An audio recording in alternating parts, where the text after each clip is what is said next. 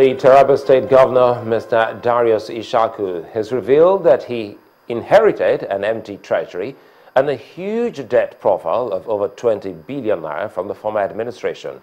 The governor, however, gave an assurance that his administration will do all it can to ensure that workers' salaries are paid while also addressing the issue of insecurity.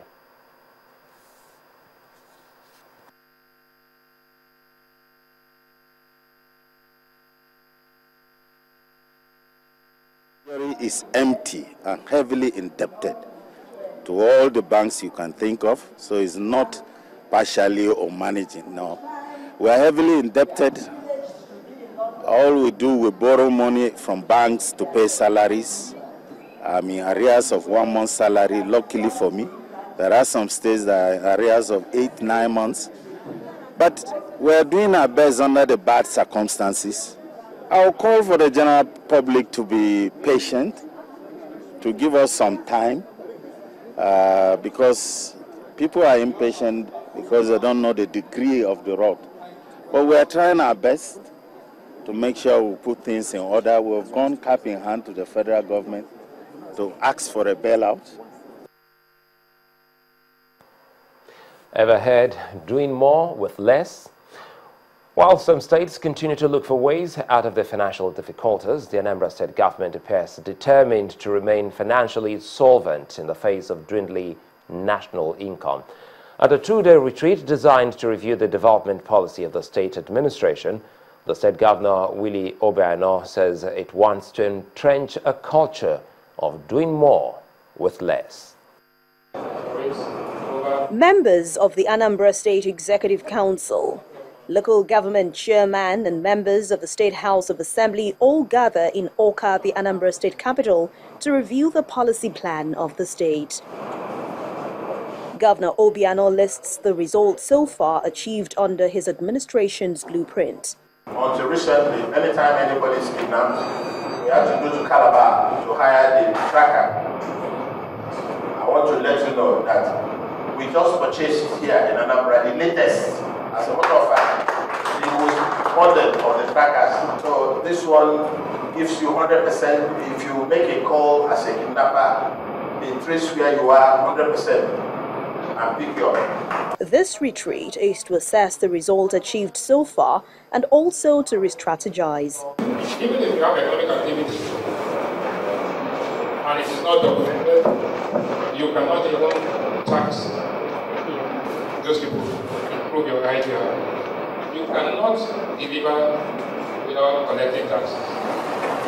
Governor Obiano lists the results so far achieved under his administration's blueprint. This kind of retreat that has put Anambra State ahead of most other states.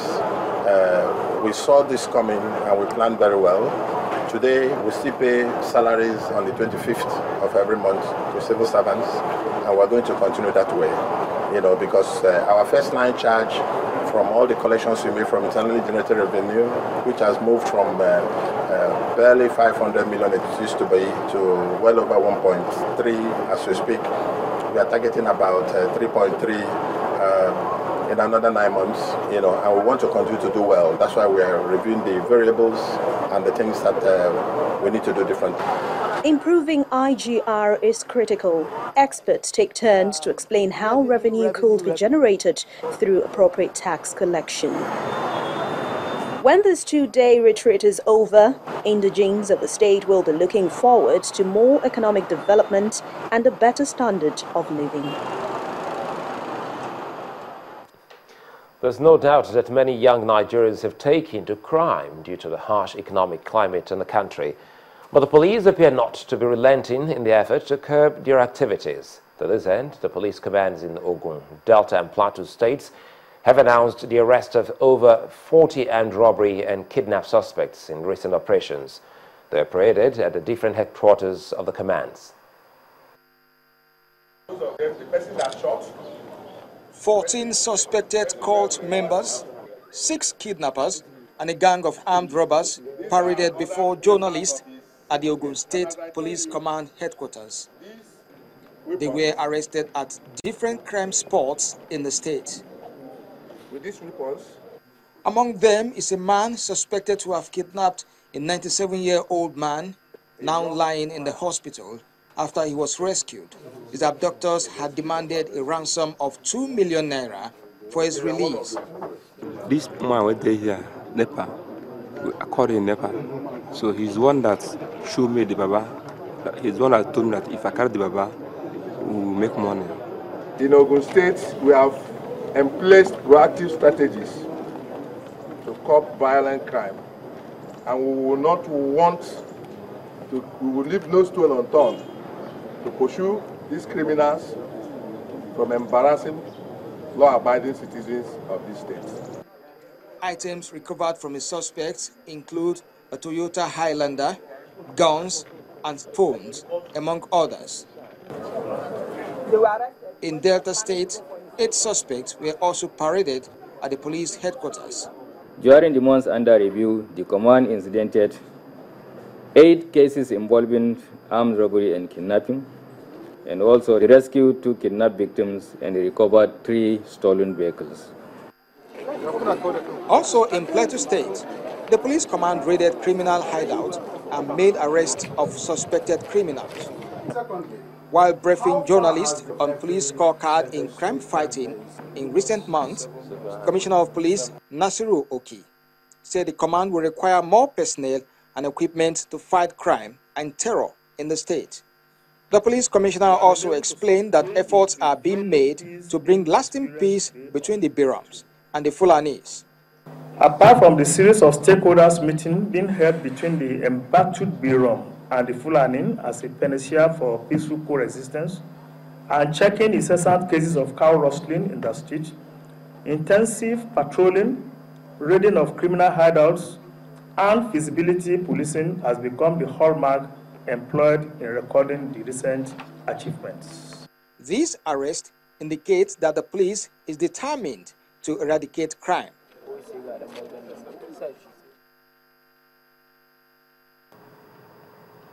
Unpaid workers in Kogi State may now heave a sigh of relief as the state government is assuring them of better days ahead.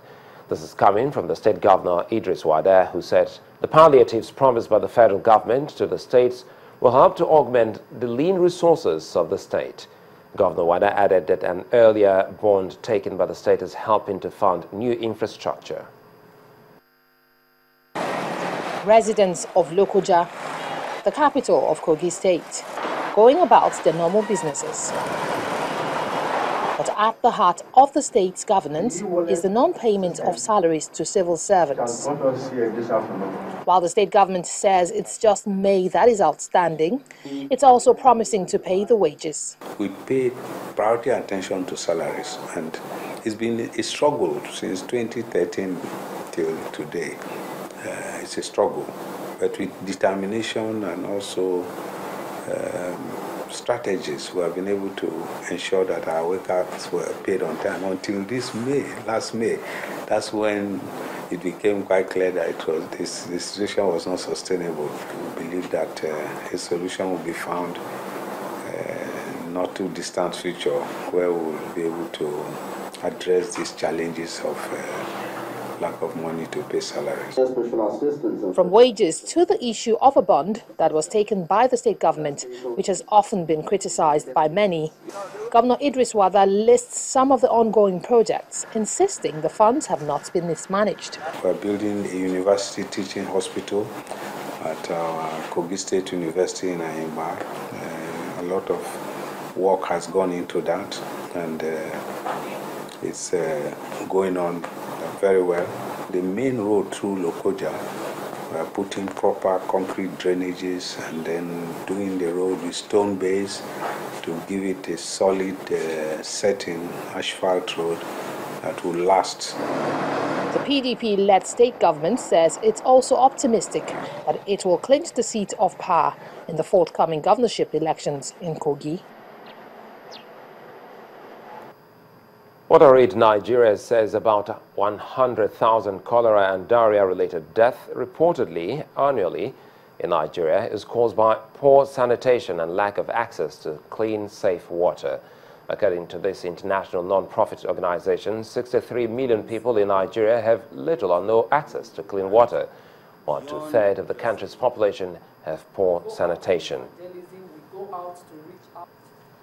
If you don't have a place to defecate, it is really something that affects your integrity, it affects your self-respect, and it also, that's beside the other harmful things that it has to, human life. And based on studies, not just by WaterAid, by a lot of development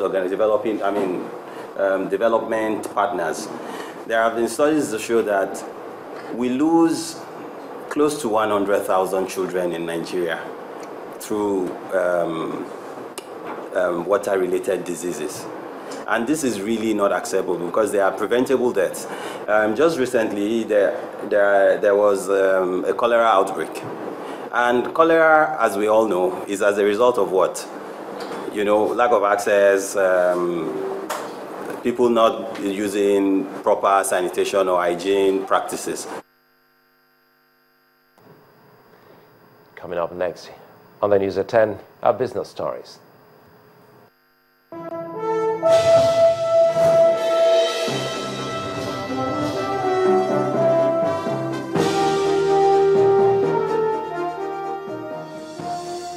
Hello, welcome to Business News. The fuel subsidies being owed oil marketers by the federal government has reduced the exposure of Nigerian banks to the downstream sector. Chairman and Managing Director of Mobil Oil Nigeria, Mr. Tunji Oyebanji, stated this while reacting to banks' reluctance to lend to the marketers. He says offsetting the subsidies will restore the bank's support for the sector. A lot of the players are owed a lot in terms of subsidies, and many of those organizations have basically funded their imports through bank facilities. So in many cases, the banks are up to the point where they are actually reluctant to support further exposure in that area. And that's part of why you see some of the tightness in the market that you are currently seeing. Some of it is driven by the fact that banks are finding it difficult. And I think really the only way out is for the government to start paying off some of that money. So that will give the banking community the confidence to continue to support the industry, whether it's in terms of importation or investment infrastructure or any other thing. So I think for banks, the key element for them is confidence.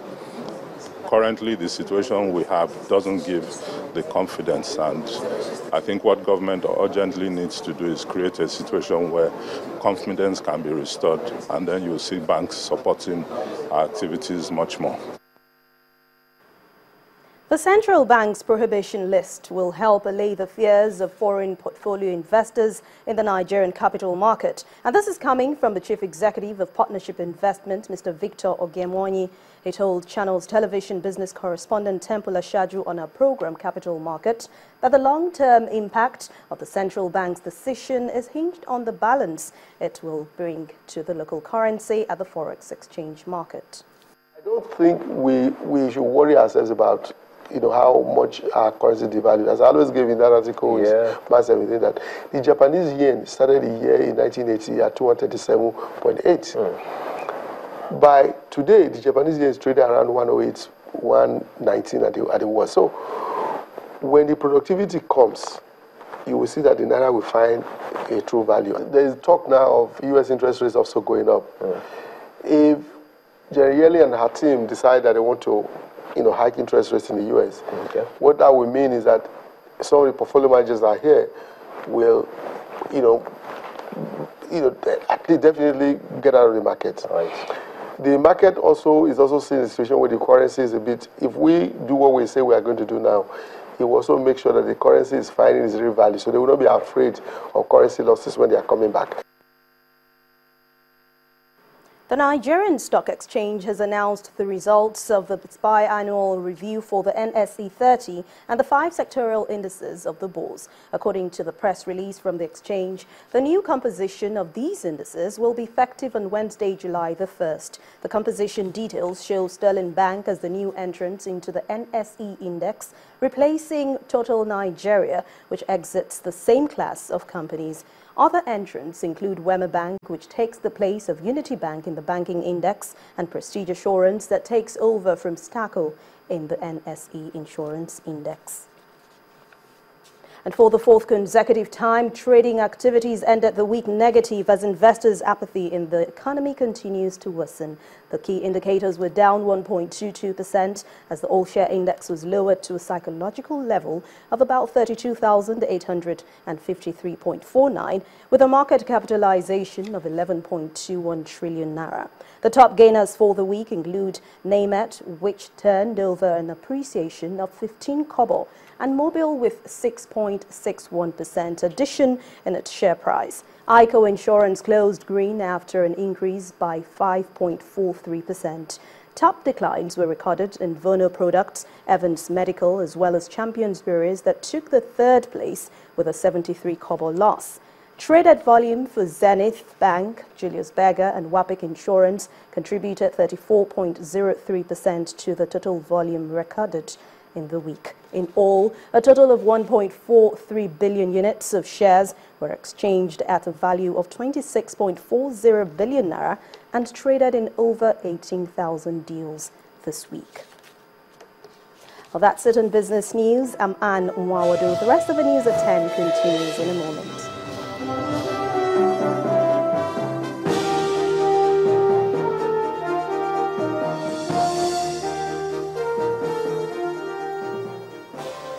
Well, the news at 10 returns. Nigeria's Haruna Quadri and Egypt's Omar Hassan lock horns and Cameroon to determine who rules Africa's table tennis. Then so sports. Join us again.